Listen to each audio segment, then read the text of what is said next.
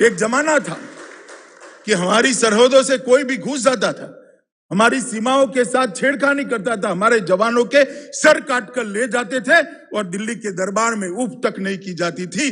हमारे समय में भी उरी हुआ, पुलवामा हुआ, मगर ये नरेंद्र मोदी सरकार थी, भारतीय जनता पार्टी की सरकार थी। कुछ ही दिनों में सर्जिकल स्ट्राइक और एयर स्ट्राइक कर घस में घुसकर दंडित करने का काम भारतीय जनता पार्टी की नरेंद्र मोदी सरकार ने किया। और इसके साथ ही भारत की रक्षा नीति को वैश्विक स्वीकृति मिली।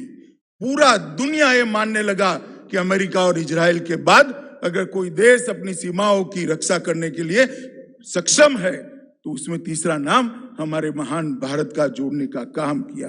और नरेंद्र मोदी जी ने सबका साथ सबका विकास के साथ हमारी सीमाओं को भी सुरक्षित किया और कई ऐसे काम किए जिसके माध्यम से दुनिया में देश को सम्मान मिला।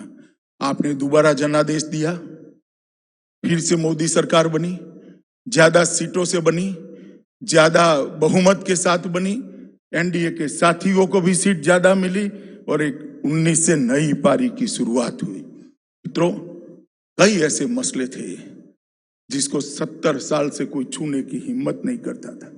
वो मसले देश की एकता, अखंडितता और देश की सुरक्षा के साथ जुड़े हुए थे। नरेंद्र मोदी जी ने 5 अगस्त को धारा 370 और 35 को समाप्त कर कश्मीर को हमेशा के लिए भारत के साथ जोड़ने का काम किया। और भारत का बच्चा बच्चा, मित्रों, भारत का बच्चा बच्चा इस बात पर गर्व कर रहा है कि 3 पीढ़ियों से कहते थे जहां हुए बलिदान मुखर्जी वो कश्मीर हमारा है, वो महज नारा नहीं था, आज कश्मीर हमारा हो चुका है। वो बात को मोदी जी ने सबको। ट्रिपल तलाक एक ऐसा मसला था, करोड़ों मुस्लिम माताएं और बहनें अपने आप को अपमानित महसूस करती थी, उनको उनका अधिकार नहीं मिलता था। वोट बैंक की लालच के कारण कोई इसको ट्रिपल तलाक को हटाने की हिम्मत नहीं करता था। 19 की सरकार शुरू होते ही रविशंकर भाई यहाँ बैठे हैं, बिल लेकर आए और राज्यसभा लोकसभा में दोनों के अंदर मोदी जी ने ट्रिपल तलाक को तलाक देने का काम कर करोड़ों मुस्लिम महिलाओं को सम्मान के साथ जीने का काम दिया। राम जन्मभूमि, करोड़ों लोग न केवल भारत में, दुनिया भर में चाहते थे कि जहां पर प्रभु श्री राम का जन्म हुआ था वहीं पर एक भव्य राम मंदिर का निर्माण हो।